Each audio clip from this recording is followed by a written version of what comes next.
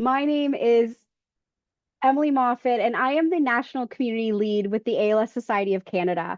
I want to thank everyone for joining us for our 2026 webinar series. Today's topic will include a panel of speakers that will have you thinking and wanting to explore different ways of sharing experiences. And so today's topic is storytelling and legacy building for the ALS community.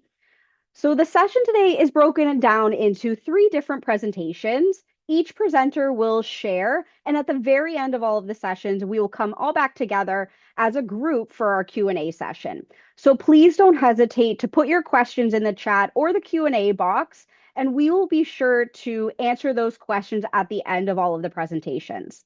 Now, I want to go ahead and introduce our first speaker, and that it would be Mary Cassidy. So, a retired veterinary hospital manager and veteran learning and development professional, Mary is a Home Hospice Association certified death doula and volunteers at Ian Anderson House Hospice in Oakville. She was drawn to working with dying and death because of several experiences within her family that encouraged her to learn more about end of life. It's the one thing we human beings all have in common, yet we live in a world where talking about death can be taboo, and many of us have no direct experience with the end of life journey. Through open communication, compassion, sensitivity, and a healthy sense of humor, Mary supports people and their families who are living with a life limiting diagnosis and gives them the personalized care they deserve. Please welcome Mary Cassidy. Good afternoon, everybody. Thank you so much, Emily, for that introduction. And it's really an honor and a pleasure to be here. This topic is sort of near and dear to my heart. And like all good presentations, I'm going to start with a little bit of a definition. So, legacy work is really the job of capturing your stories, your values, your memories, and the love that makes you who you are and sharing them with the people that you love. Um, and for those of you who don't know what an end of life doula is, I think Emily gave you a very good overview in my introduction. But just as a midwife helps see people out of this world, into this world, sorry, an end of life doula helps see people out of this world. And we are part of a palliative care team, and we take on, I like to say, the softer side of end of life. And legacy work is certainly something that we can help individuals living with a life-limiting diagnosis and their families engage in. And just to share briefly my ALS connection, my sister-in-law, Mary, also named Mary, was diagnosed with ALS in 2020. And she lived in England, so she actually called it MND, so motor neuron disease. And over the next 18 months, we spent as much time with her as we possibly could during the pandemic. And I was able to see what an impact her own personal legacy work had on her quality of life, and what that legacy work that she's done and that lives on now with her family means to all of us, and that connection that we were able to establish. And she did that legacy work with the support of the MND Association in England. So I was really pleased to be invited to participate in this panel discussion. So with no further ado, why does legacy work matter? Well, I gave you a little bit of a introduction to that when I talked about the impact that it had for my sister-in-law, and also the definition itself. When we are looking at preserving pieces of our memories and our personality and our love and our life, as we work towards the end, it gives us something that creates meaning. And creating meaning is an interesting concept. As part of my doula certification, I had to do an assignment that said, what creates meaning for you in your life? And when I first looked at that question, I was like, wow, I actually don't know. And I had to sit down and really think about it. And what I came up with was, it's taking what we've lived through, the good, the bad, the hard, the joyous, and finding what matters in it, in that experience. It's the lesson, it's the wisdom, it's what we want to pass on. And for me, one of my biggest pieces of meaning was the people that I love and the people that I'm connected to. And legacy work can help strengthen those relationships, can help our loved ones know us better. And beyond our diagnosis, I think one of the things that is really important to me as somebody who supports people who have a life limiting diagnosis is that they are not their disease. They are still the same person with the same needs as a person. They are not their diagnosis. And I can tell you from my own personal experience, having these legacy items to reflect back on certainly brings families and loved ones and the circle of love around the person comfort in their grief. So some of us are scared to start a legacy project because we want it to be perfect, because we think, oh my goodness, I'm not interesting. I have nothing to say. My stories aren't funny. But I can tell you, you are wrong. Your loved ones and your circle of love, they want to hear the way you express yourself. They want to hear your laugh. They want to hear your stories. And authenticity is more valuable than perfection. But that whole perfect thing, oh my goodness, I can't possibly get on camera and make a video. I'm going to look stupid. I'm going to say something stupid. That's often what keeps us stuck. But I can tell you, the people you are leaving these things for will not feel that way. And I think the other interesting part of the times that we're living in is, you know, we used to live in a world where the written word was all we had to communicate in a lasting way. Now we live in a world where there is a whole menu of choices. And what's nice about that is that you can choose the medium or the vehicle that fits your energy level, your style, and who you're leaving things for. So you can use audio recordings, you can use written letters, go back to snail mail, story jars, memory boxes, video messages.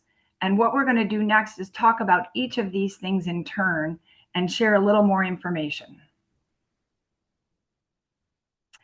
So audio recordings. An important note here that I wanted to add, because it's very pertinent to the ALS community. If your voice has changed, try voice cloning. The technology has come a long, long way in recent years, and probably changes by the day. These things often do. And Emily is an excellent resource here. She and I talked about this section of the presentation, and she said she can actually point you guys towards some useful tools if this is something that you want to try. But your phone, right here, this little supercomputer in your pocket, is a piece of magic. It is accessible. Your tablet, your computer. So just be yourself. Make short audio recordings. If being on camera is not comfortable for you, use an audio recording. Go a little old school. You might find it a little less intimidating to do a voice recording, or you might find it more intimidating. That's why there's a whole menu of choices that we're going to go through.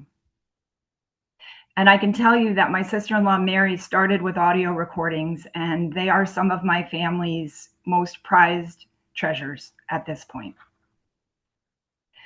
So we talked about snail mail, good old-fashioned write a letter, tangible, low-tech, and personal. You have an opportunity, we have an opportunity, and I try to do this actually now because I think telling people that you love them is always appropriate and really matters to them. Another idea with the written word is to write future notes for special events for your circle of love. So your partner, your children, your grandchildren, your friends.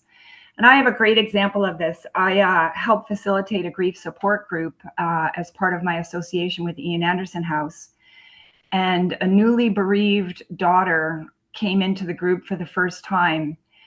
And she brought a card that her mother, who had recently died, wrote to her, and she read it out loud for our group. It was so touching for her. It was so emotional for us to hear the love her mother had for her and the respect her mother had for her shine through in her words. And I can absolutely tell you that that person will treasure that letter and that card for as long as they are on this earth. Story jars.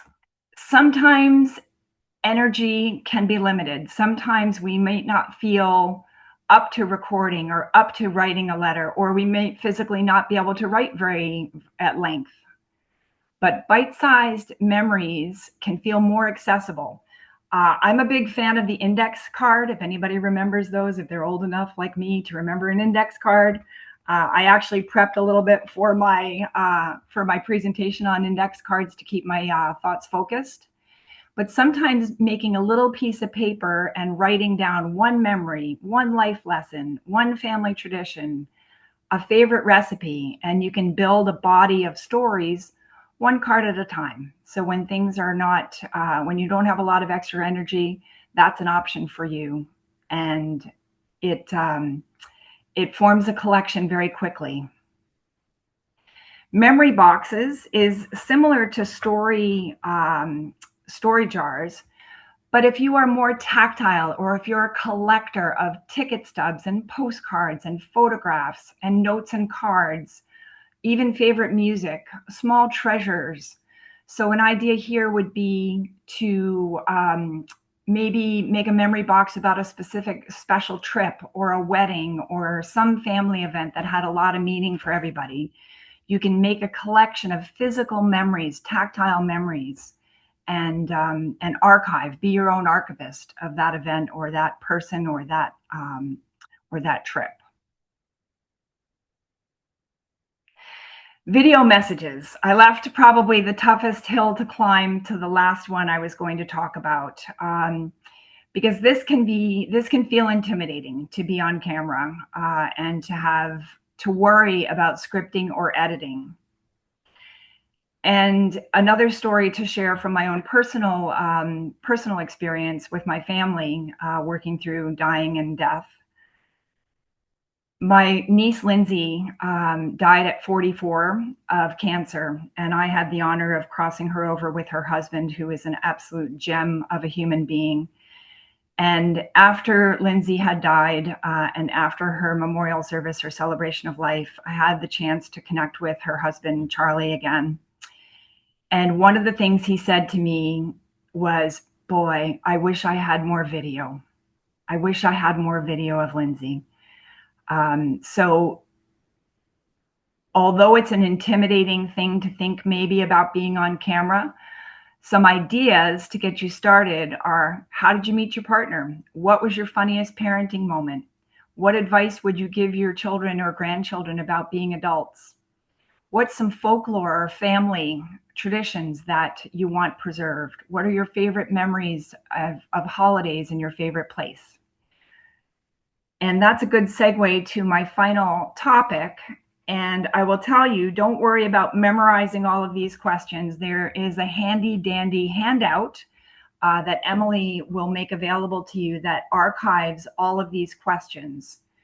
So here's some ideas to get started on doing some storytelling and doing some legacy work. So childhood, children and grandchildren really like to hear about our early days. If you remember when your kids were little, they probably bugged you all the time for stories about when you were little. One of the things that stands out is, what mischief did you get into? That's always an interesting topic. I think that people are interested in what sort of shenanigans did you get up to? Love. Oh boy, this is a big one. What does it mean to you? How did you know that you were in love? What challenge strengthened your love? What was your first heartbreak? And remember, we can talk about the good and the bad, the joyous and the sad. It's all on offer here. Parenting. What surprised you most? What made you proud? What do you hope your kids remember about you and about their childhood? Same thing for grandchildren. What do you love about them? What family traits do you recognize in them? And what adventures do you hope that they have? Values. We talked about legacy work as the concept of passing on your wisdom, passing on your lived experience, while talking about what matters most to you. What mistakes taught you the most? What do you think makes a good friend, a good partner, a good parent? What does family mean? what's important from a value perspective, a moral perspective. And that segues nicely into practical wisdom. So, how do you make tough decisions? What is worth worrying about in this world and what is not worth worrying about in this world? And being engaged in a journey towards the end of life, I think puts these things in a very interesting perspective that I think your loved ones would want to hear from. What would you spend more time doing and less time doing? That's always an interesting question. And I think that sort of, tags into what's worth worrying about and what's not worth worrying about. Finding joy. What always makes you laugh? What are your favorite things? What was your best trip? What's your funniest family story? So again, lighten the mood. And if you're comfortable talking about your ALS journey, and that's a word that's kind of overused, I try to use it sparingly, but your experience with ALS, how has it changed you? What has it taught you? Who or what has helped you most? And then finally, looking forward, what are your hopes for the people that you love? You have an opportunity to express all of this now and create a lasting memory for them so that when you are not here anymore, your loved ones have a piece of you that you've been intentional about leaving behind. So in closing, legacy work is for you and for your loved ones. It doesn't have to be perfect. Just start and tell your stories. Thank you so much for your time. And again, those topics or those 30 questions that are part of the presentation will be available to you in a handout. And Emily will make that available. Thank you so much. Thank you, Mary. It was such a great presentation, and it really does give those different ideas on where to get started and where should somebody begin. And so we've had a few questions come in, so we will save those questions to the end for you. And so to keep things moving, I want to introduce our next speaker, Leah. Leah Story is a writer, editor, and publisher. Before founding her business, Our Family Lines, in 2011, she worked as a journalist in television and print. Leah edited the Speaking ALS anthology, a fundraiser for ALS research that featured writers from across North America. She lives in Calgary, Alberta, and recently launched her fiction novel, Northwest Trickster. And Story is truly her last name. Please welcome Leah. Yeah, hi. Yeah, my name's Leah Story, and my connection to ALS is my mother, Sheila, who lived with ALS, as did a close friend of mine, Pauline Hunt. And I'm originally from Nova Scotia, but I've lived coast to coast to coast. And like Emily just said, I lived in Calgary. I live in Calgary now. I just moved back to Calgary after a few years in Edmonton. And I know I'm going to be throwing a lot of information at you right now, but I will have the slides available for you after this. So there are many, many reasons for writing your story. You can write to share your life, your experiences, lessons learned. You can write to pass down family history. You can write to help others feel less alone. You can write to understand a challenging future. And writing is therapeutic, and it focuses your thoughts and documents decisions. And when you write about yourself, the genre or the categories are typically autobiography, memoir, or personal essay. And probably some of you already know the difference between an autobiography and memoir. But an autobiography is the story of an entire life, and a memoir is just one story from that life. So you can only ever write one autobiography, but you can have countless memoirs. Unless you're Justin Bieber. I think he has 2 memoirs out already, but he's young. And personal essays are narrative-driven nonfiction pieces that connect a personal story to a deeper truth or lesson learned. So this could be something like writing about a future ALS diagnosis. So here are some guidelines to keep in mind when you're starting to think about your story.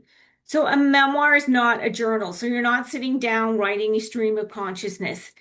A memoir is a story meant for a reader.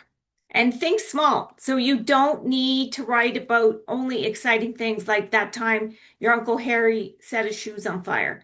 So look for things that are vivid in your memory. Like, do you remember the taste of your grandmother's soup?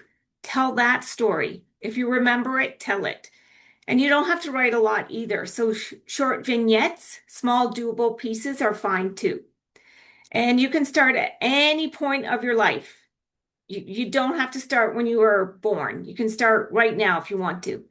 And be kind to yourself. Treat your past self with compassion. Treat your future self with compassion. And never ever say, I'm not good enough to write. Just write. So you're looking here at Harry Potter author J.K. Rowling's outline. So I am suggesting you start with an outline because when you're looking at a collection of memoirs or just one memoir, it's easy to get lost and be like, oh no, there's too much. So just tackle your ideas in chunks. So your outline also gives your writing a guide, a map that you can follow. And there's a few ways to do outlines. One is timelines, a linear tool.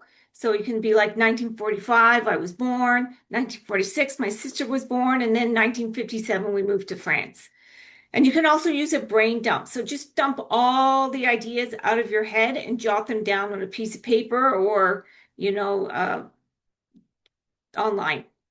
And add to your outlines when you have an idea or remember a story. So it's a working document meant to be used.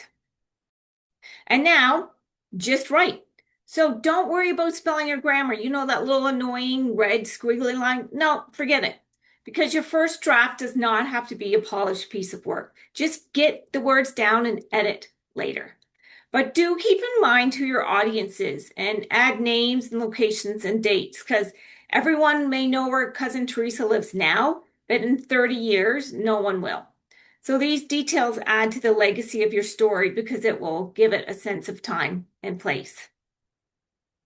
And when you're writing, write scenes that bring a reader into your world and inspire them to keep reading. So don't just write what happened. Paint pictures with words. So bring your reader into your story with descriptions of sounds, smells, tastes, feelings, textures, and dialogue. So listen to this difference. Tuesday, I went for a walk and saw a duck in the pond. Or Tuesday evening, I went for a walk to Albert's Pond. The fall air was filled with the scent of fallen leaves. It was chilly out, but I welcomed it after the long day at the stale office. The faster I walked, the more frustration I left behind. It took me 15 minutes to get to the water. It was just as the sun was setting. The pink sky was reflected in the pond, and a green and white mallard swimming by sent gentle rose-colored ripples towards me.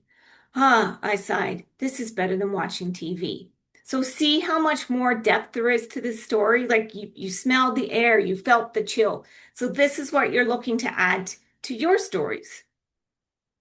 And do give yourself permission to use some creative license, so the artistic freedom to change or imagine something a story, because I can't even remember what I ate yesterday. So we have to imagine some things that happened in our lives.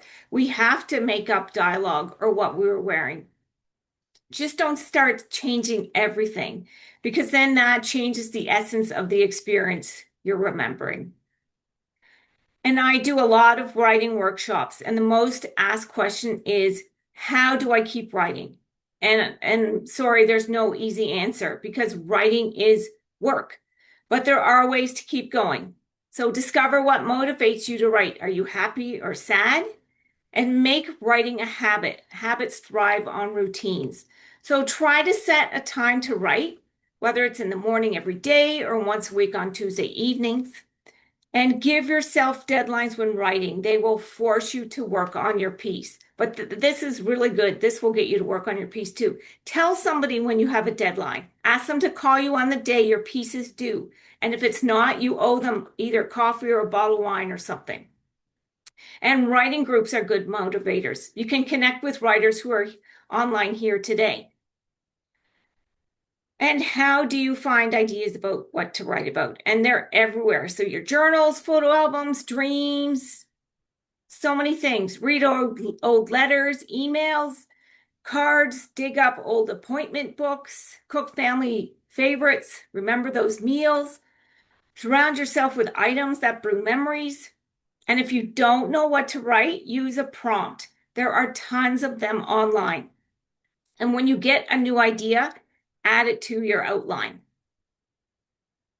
So it's great we have our stories and our outline and we're going to start writing, but what do we use to write? So my mom was telling me her story when she lost her voice, and then she started typing her story out on her tablet. So that is a good way to get your story written. But as we know, fine motor control declines in people living with ALS, and there can be hand cramping, loss of dexterity and numbness, and changes in speech are also common. So, sorry, augmentative and alternative communication. Sorry, I said that right. AAC may be helpful when writing. So we can also talk on your phone and convert it to text, voice to text. There are open source software that will do this. And for people who are experiencing reduced hand or arm function, eye gaze technology lets you use a device with eye movement. So you can select letters, words, and messages that are spoken by a device. So Dawn Fougier, who also lived with ALS and is another speaking ALS author, she used this technology along with text to speech and her friend, who's actually my sister, to record her story. And neurotechnology research has decoded imagined or mental handwriting via brain signals. So it's done through non-invasive EEG signals into text. So this is developing in our world right now. And each province and territory have different AAC support. So talk to Emily or community services to learn about the supports available to you. And there are so many good reasons to write other than just telling your story. So the process of writing involves personal decision making. Writing also can distract the brain for a little while. It offers an outlet to process complex trauma or feelings, and it can write emotions. You can get angry on the page instead of at somebody else. And you don't have to just write about happy stuff, like be angry, be upset, let that go on the page. So there are some legal aspects of memoir writing, and I'm just going to lightly touch on them. So our first obligation is to the art and truth of our story. And you can change names and physical descriptions and settings as long as it doesn't influence the story. And if you're writing about a public figure whose actions or background are a matter of public record, then you don't need permission, but be judicious. If you're really worried about being sued, talk to a lawyer who specializes in media or entertainment or publishing. So you've done your story. Now what? So submit it. So Globe and Mail, first person section, that's a great place to put an essay. On the ALS Canada website has the project In My Words. So contact communications at als.ca for more information. CBC has a nonfiction contest. Share it on social media, website, or a blog like Andrew Dundas. Tell it in a podcast like Haley and Flynn's original More Than ALS podcast. Give a presentation at a community event. Publish a book like Norman McIsaac has. So I'm going to leave you with the writing work or exercise that you can do after the webinar. So set a timer for 20 minutes and then write about a place that shaped who you are today. Don't worry about spelling or grammar. And when 20 minutes is up, stop writing and email it to me and I'll post it on my website. I'm going to leave you with one thing. It's the secret to storytelling. Where did it go? Anyway, I can't find it, but it's from O. Henry. He's a writer from the US, and he said, I'll give you the whole secret of short story writing. And here it is. Rule 1, write stories that please yourself. There is no rule 2. If you can't write a story that pleases yourself, you'll never please the public. Thank you.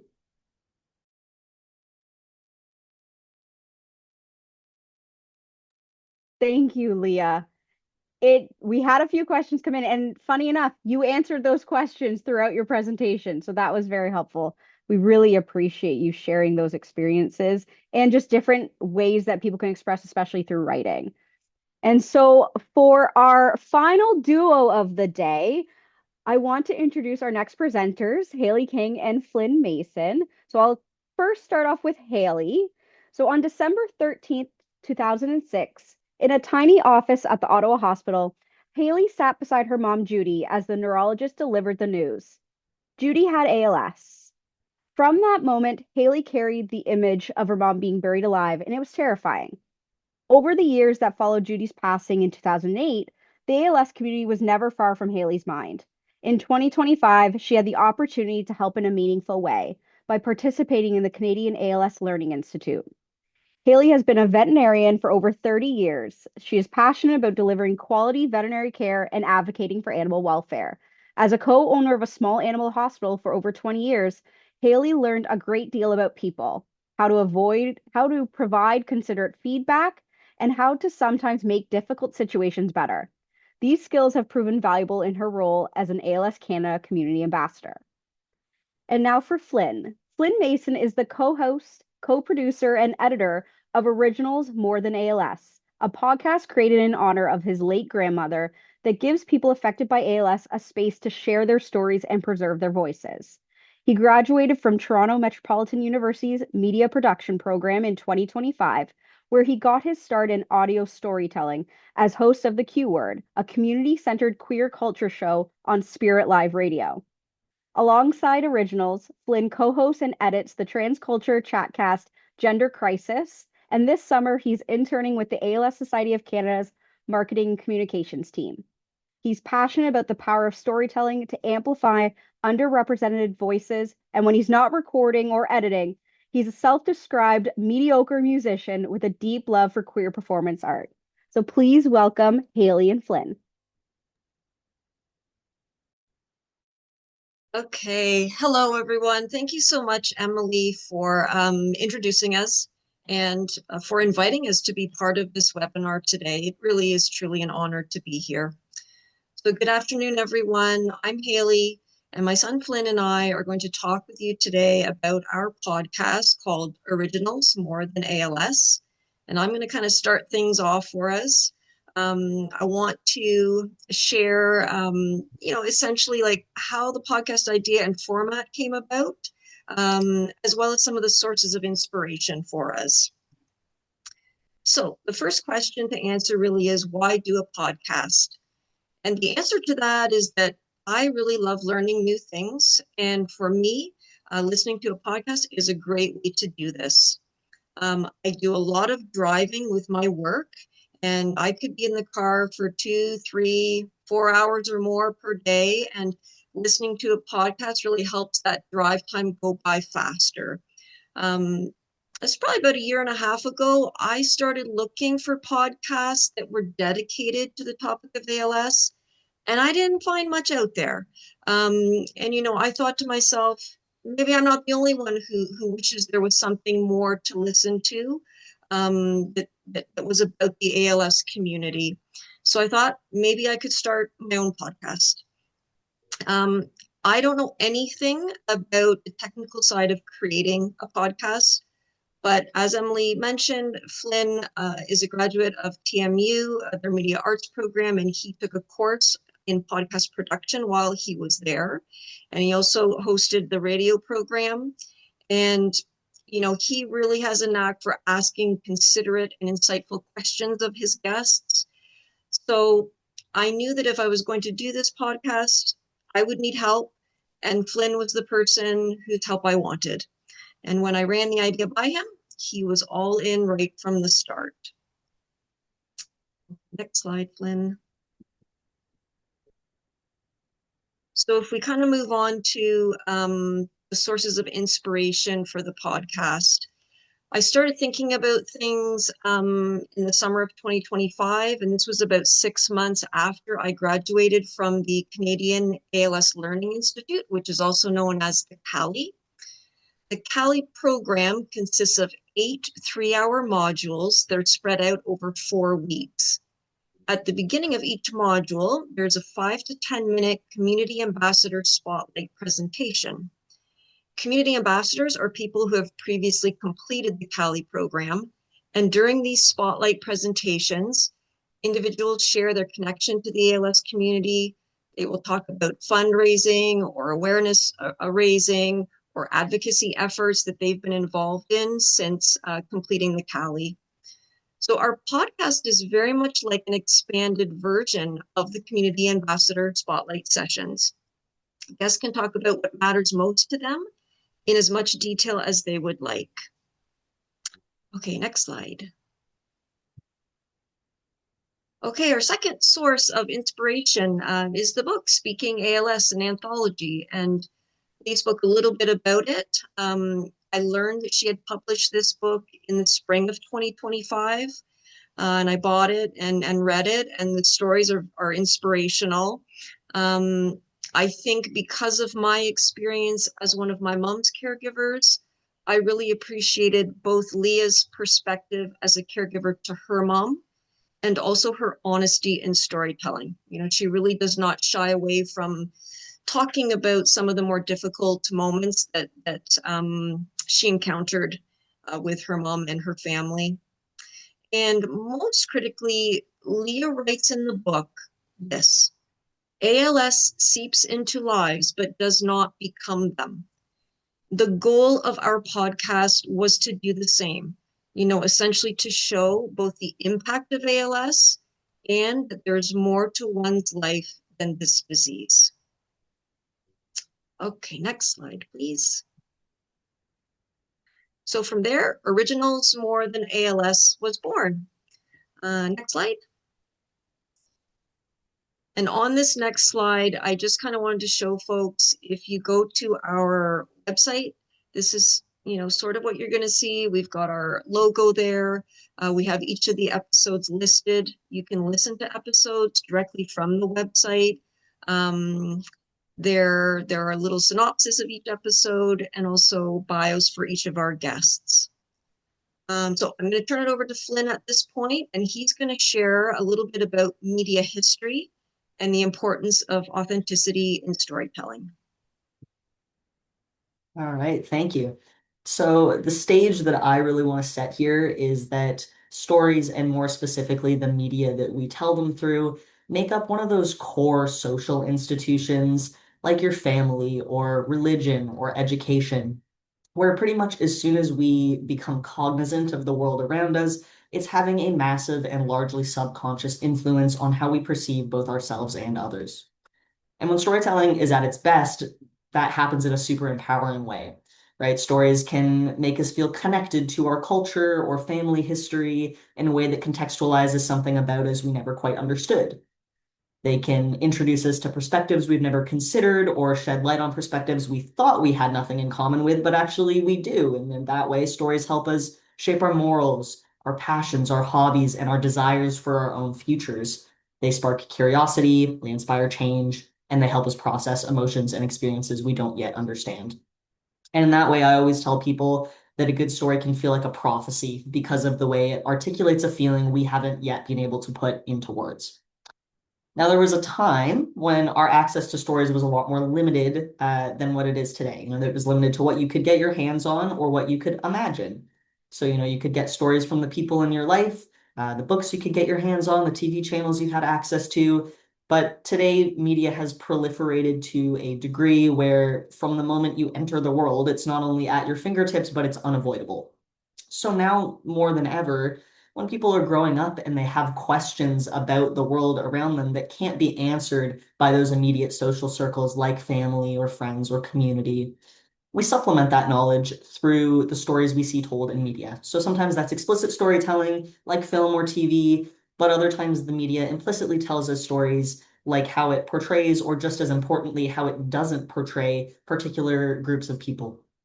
Now, in a moment, I'm going to share some data from a fairly recent study that I feel really well demonstrates the influence media representation has on our perceptions of identity, but I'm going to jump ahead for a second because the authors of that study described media in a way that I think summarizes this slide really well. They described media as both a mirror and a window where people use it to understand their own identity while developing their ideas of identities that are less familiar to them. And so here's where we run into a problem. Stories are only empowering when everyone's stories are told with the same level of care, and the North American media landscape still misses that mark. We still fail to treat every story as equal.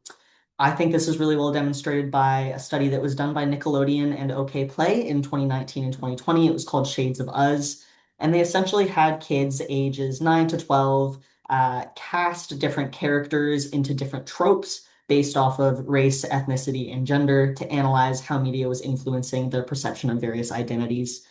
And in that study, we see white boys cast as the hero 52% of the time by all children. Girls are much less likely to be cast as the hero, and then girls belonging to racial minorities even less so. Black children were twice as likely to be cast as poor or unintelligent than white children. We see Asian children typecast as smart and nerdy, but not sporty or attractive. And the fourth most popular answer when casting Hispanic children was, I don't know, which points to this huge issue of erasure. And while this study was largely focused on race, this is something that can be applied to lots of identities. Many identities, whether we're talking about BIPOC individuals, people with disabilities, the 2S LGBTQIA plus community, these are often communities who are still largely ignored altogether in media when it comes to authentic and meaningful storytelling. And we see the impacts in this study. So even when these children are casting within their own race, ethnicity, or gender, they still often casted within those same tropes. Children belonging to racial minorities struggle to see themselves as the hero, struggle to see those futures for themselves. And I say all of this to say that the stories we tell and the way that we tell them matters immensely to how we contextualize our place in the world. And I acknowledge that when we're talking about telling ALS stories, we're generally not talking about children, so there's more nuance to how we perceive stories in media. But that principle that accurate and authentic storytelling helps us understand what otherwise may be an isolating experience, that remains the same no matter who you're analyzing. Now, the good thing that I always like to highlight is that people have always found a way to tell their stories and empower themselves even when the mainstream media doesn't. It leads to some new forms of art and storytelling, which is a beautiful thing. In doing some research for one of my other podcasts, I was doing research about the New York City ball culture of the 80s and 90s and how that has kind of turned into drag queen culture that we see today. So today, when you watch RuPaul's Drag Race and you hear them say category is before queens start walking down the runway, well, that started in New York in the 80s and 90s as a way to let these young people who were at times social outcasts confidently role play as things society was telling them they couldn't be. So at that time, having a ball where the category was CEO let young queer people of color put on a suit and walk with their heads held high while a community told them that they belonged there. And that is the beginning of belief. So to bring that back in a bow, this is why it's so important for us to amplify the stories of the ALS community so that they can provide that point of connection for the beginning of hope and belief. To wrap up my little section here, while I believe that a community will always find a way to tell its story, I also believe that media and storytelling professionals have a responsibility to meaningfully consider authentic representation of diverse identities in their work. The mantra I apply to a lot of the work I do that represents a perspective different from my own is amplification over creation. Always been a creative person. I love flowery writing and exaggerating details for a good story, but nowadays I'm usually telling stories that are not my own. So my priority is always ensuring that I'm amplifying the intended meaning and tone of our guests. And I always give guests an opportunity to see the full piece before it goes public because it's their story and they deserve the final say, which is how I make sure that the stories we tell on the podcast stay empowering.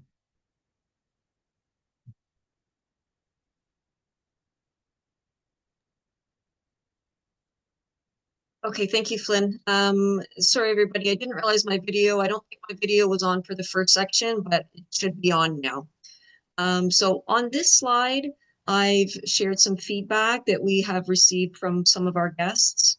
And we'll leave it up there for a couple minutes for folks to read. But basically, this feedback is really important to Flynn and I, because it shows us in the most important way that what we're doing is worthwhile. And the other sorts of things that we look at would be some of the statistics for our podcast. That helped us to get a sense of interest and to determine if we're growing our audience. So since our launch on December 30th of 2025, we've had over 750 episode downloads in 200 cities across 29 countries. And I realize that in this day of influencers, where folks probably have thousands, hundreds of thousands, millions of followers or downloads of a podcast, our numbers are not at all impressive. We are definitely small potatoes. We are literally a mother and son team living in a place called Tiny, Ontario. But people around the world are tuning in to listen, and we hope to continue slowly, gradually extending our reach. I also just want to say that for us, it really is a privilege and a joy to have the opportunity to sit down and talk with our guests for a couple of hours, to really hear their story, and to learn about them as individuals. And we hope that our listeners feel the same way at the end of an episode. So from here, I'm going to let Flynn take it, and he's going to talk about the concept of legacy and why these stories and conversations matter. All right, so Originals takes what I would call a three-pronged approach to legacy work. For starters, its very origins are rooted in legacy work. This podcast, like all of the work our family does with ALS, is ultimately in honor of my Nan Judy, who passed away from ALS in 2008. And now it's also become about remembering my Papa Jim, who was Judy's primary caregiver and passed away in 2021. When we do this podcast, sometimes we get the chance to talk about them. It's mostly my mom who talks about them, but I get to learn. In that way, it's interesting because even between the two of us, we experience that legacy work differently. I was very young. I was like 3 or 4 when my grandmother was battling with ALS, so I didn't really understand what was going on, and there's not much I remember. And so I experienced grief in the sense that I just never got to know this person who was so important in my mother's life, who was so important in my life. And through this podcast, I get to fill in some of those gaps while my mom gets to share with her parents about the world. Sorry, share her parents with the world. Now, of course, this is also legacy work for our guests, and our guests represent a range of experiences across the ALS community. So again, this is experienced in different ways depending on the person. But one thing that is true across the board is that all of the people who come on our show have the opportunity to tell their story in the way that they want to tell it. A very important part of our process is that we always do a pre-interview with our guests where we just chat casually with a preset list of questions for about half an hour or so to figure out things like logistical, technical issues that might come up, but it's primarily to figure out what topics are important to our guest, where their boundaries lie, and probably most importantly, what message they want listeners to take away from the episode. So when they come on, they have control over the story that they tell. And for our guests with ALS, this podcast is a moment in time.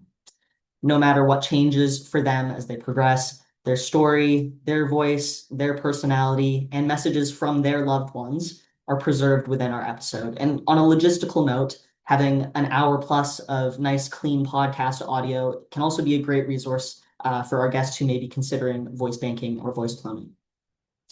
Now, for our guests who are caregivers or bereaved caregivers of people with ALS, they too get the chance to share with the world about their loved ones, and they can tell the world, what they should know about their loved ones' stories.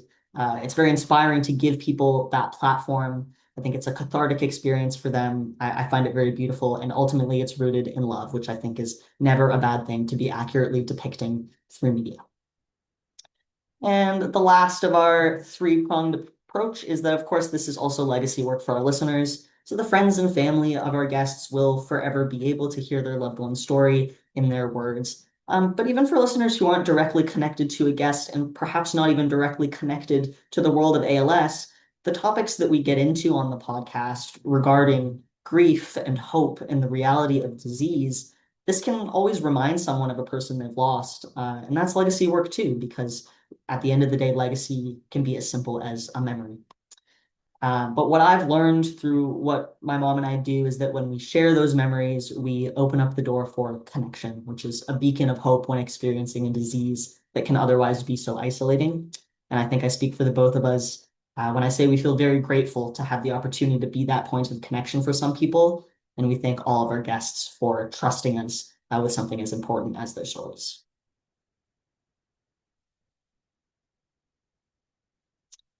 All right, so thank you very much for listening. We've got our website up there, originalsmorethanals.buzzsprout.com. We also have an email available if anybody has ideas for things that they would like to hear on the show, or if they would like to have their story shared on the show. We are currently gearing up for our second season. So if you have any interest, we hope to hear from you. Thank you very much. Amazing. Thank you, Haley and Flynn, for all of this helpful information because it's another way of sharing experiences, and which is why I was so interested to have you guys be a part of this panel. And so I am going to invite all of our presenters to come on camera because we do have quite a few questions that have come in, and I want to be able to open this up. And so if there's any questions that anybody would like to ask, please put those in the chat and we will be sure to get to those. So the first question that I have is for Mary. And so it's kind of a two-parter question is how does someone connect with an end-of-life doula? And what advice would you give families who have the shoulda, woulda, coulda, wish we got more stories and whatnot after someone passes? Yeah, those are great questions. So we're at an interesting point in the evolution of the profession called an end-of-life doula. There's a lot of interest in it, but it is not quite mainstream yet. And Emily, you and I have talked in the past. I was certified by an organization called Home Hospice Association, who's headquartered here in Toronto. And there is a doula directory that is available for those of us who have done that particular certification. It is interesting to note that there is no blanket certification that says you are an end-of-life doula, like you are an RN, you are a doctor. There's no standards yet set. So watch this space. I'm sure it's coming over time as colleges pick up these kinds of programs and as it develops into more of a recognized profession.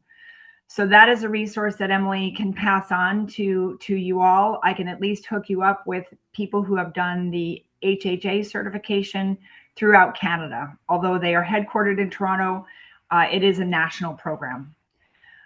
There are other organizations as well. You can Google end-of-life doula. People have websites out there. People are doing this as an active work in an active workspace.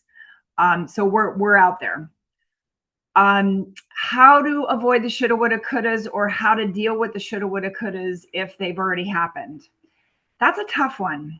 My first thought is that as a family or as a circle of love, you have an opportunity to archive their stories as you understand them yourselves.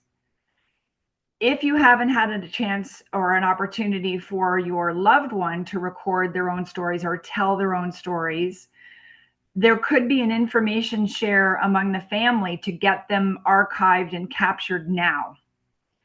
So that's one thing. Another thing is to do photographs or videos and like do a montage and capture that person's life in pictures, because pictures are out there. They're more accessible today than ever with cell phones and things like that. You could invite their friends to tell stories about them. So childhood friends, relatives. You could gather stories from those people if you've missed an opportunity to have it come directly from their voice. Amazing. Thank you, Mary. The next question that we have got is for Leah. And I know you had touched on this topic, but I wanted to kind of open up to give the opportunity to expand. If ALS has taken over your hand mobility and you are experiencing those changes, but you're still able to speak, what are your thoughts about having someone writing the words for you? Well, yeah, why not?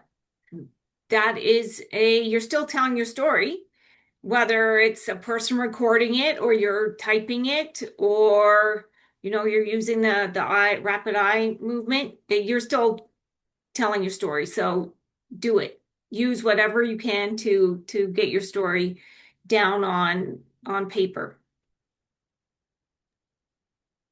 Thank you, Leah. Haley and Flynn, what has been something you have taken away from the stories that have been shared during originals? The question kind of for both of you.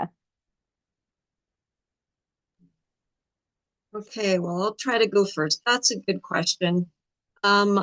Probably for me, the importance of connection and connecting with people is what gives me hope. So hopefully, that's how our guests feel and our listeners too, because that's, kind of one of the big goals of the podcast was to help folks feel less alone because the disease can definitely be very isolating. But yeah, it's just, because a lot of these stories, there may be like probably in every story I've heard, there would be one or two things where I think to myself, yep, I experienced that as well. So that's where that connection comes from for me. Yeah, I think for me, all of our guests that we've spoken to, regardless of where they fall in the ALS community, like being affected by ALS in any sense definitely changes your perspective on life. And being somebody in my early 20s and a recent grad, I think a lot of people in my sort of life stage experience a lot of anxiety about life. And so it's been really interesting to get those perspectives from people in the ALS community. Like we always ask at the end of the podcast, my favorite little question at the end is if you have a message you would like to share to listeners, share it now. Obviously, I think everyone should go listen to every episode of our podcast, but if you only have so much time, go to the end and listen to everybody's answers to that question because there's some really valuable life advice in there about connection, about the things to worry about in life versus not, and about hope. So I've definitely taken away quite a bit of hope and optimism from some of those final words from people. Thank you, everyone. I have two questions, and they're for the larger group. And so please feel free to jump in and answer if you have those thoughts. So, a question that's come in is, do you have any suggestions for individuals who are genetically at risk, who are interested in sharing their stories? Well, I can go. It's still a story. It's still something somebody is dealing with, a future that could look very different from the one they thought they had. So it's still a story. It's still a story. It could be a personal essay where the person is, grappling with the changes and the challenges. And yeah, it's still everything is worth writing down and remembering and connecting because that's what you want to do too with your stories. You don't just want to put them out there. You want to connect with people. You want them to read your story and say, "Oh, okay, this pertains to me this way, or I can take this away from it." Yeah, tell it. Still tell it. I would agree totally. I think, if we're talking about somebody who knows they're at risk, but maybe they don't know if they carry the gene variant, this is a really interesting story, right? I can already tell it is. I mean, everybody's story is interesting, but that is an interesting one because, I guarantee there's all kinds of other people in exactly the same situation, and folks have to think about, um, am I going to get the test, and what are the consequences of the test? How am I going to deal with the results if it's this way or that way? So, um, yep, a very important story to tell potentially if you're comfortable doing that. Yeah, Haley, I agree. I was going to touch on that myself, and also to say, not only is it invaluable for somebody else potentially to hear that story of how you grappled with the uncertainty, the fear, or the anxiety that that kind of predisposition will create in you, but it could be an important processing tool for your own self in working through the issues and working through the challenges and the fear, and anxiety around it. So I think, like Leah said, tell it. Yeah, I'm not sure that I have a whole lot to add on to that. I think it's just, everybody's perspective is valid and you're just taking a different perspective. It's equally as important and you're affected in ways that are equally as important. It's just going to look a little bit different, but that doesn't mean it's not valuable. Thank you all. And so to finalize this presentation, I want to leave us with a question. I would love for each of you to answer. If someone doesn't know where to start, what would be your one piece of advice? Mary, maybe we'll start with you. I would do it bite-sized. I think that the enormity of telling your story can feel daunting. Um, and really, it's just a matter of starting.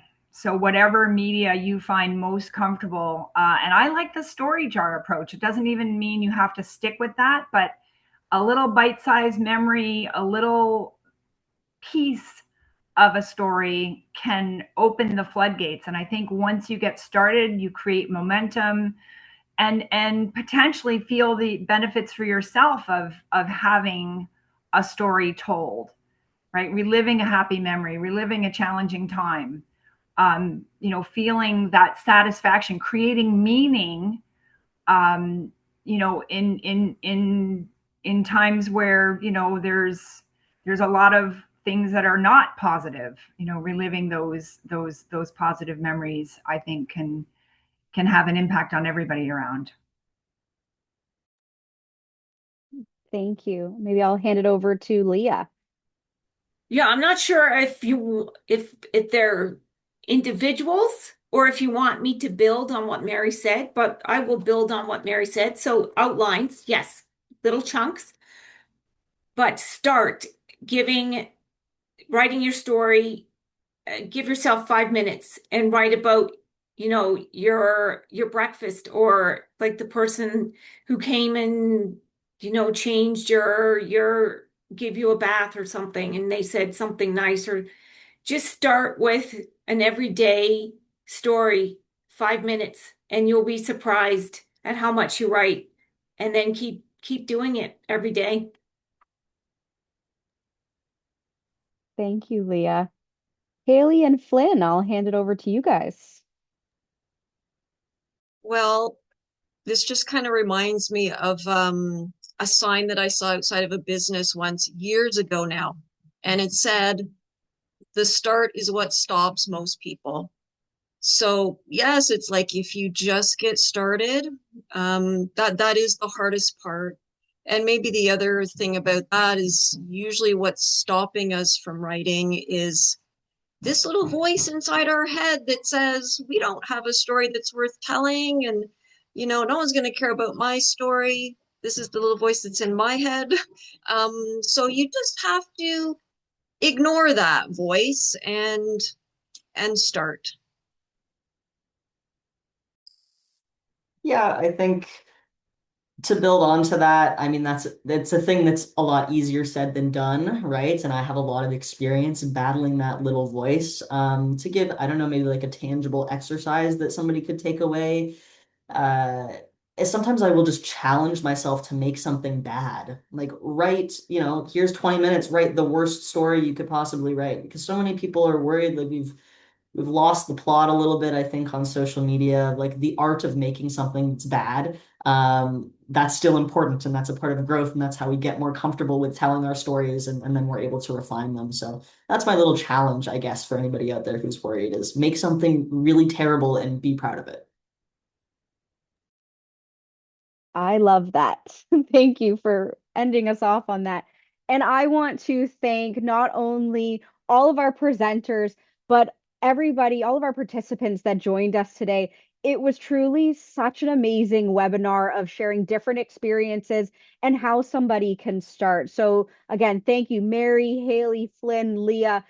It truly was impactful, and I appreciate you taking your time to join us today. And so, for everybody on the webinar today, if you would like to watch the webinar again, or if you want to share it with your family, with your community, the recording will be posted on our YouTube channel. If you have any questions, especially as you leave the webinar today, please reach out to community services at als.ca, and we can ensure that those questions get answered. I want to thank, again, not only our panelists, but our participants, and I hope everyone has a great rest of your day. Thanks, everyone. Thank you. Bye-bye.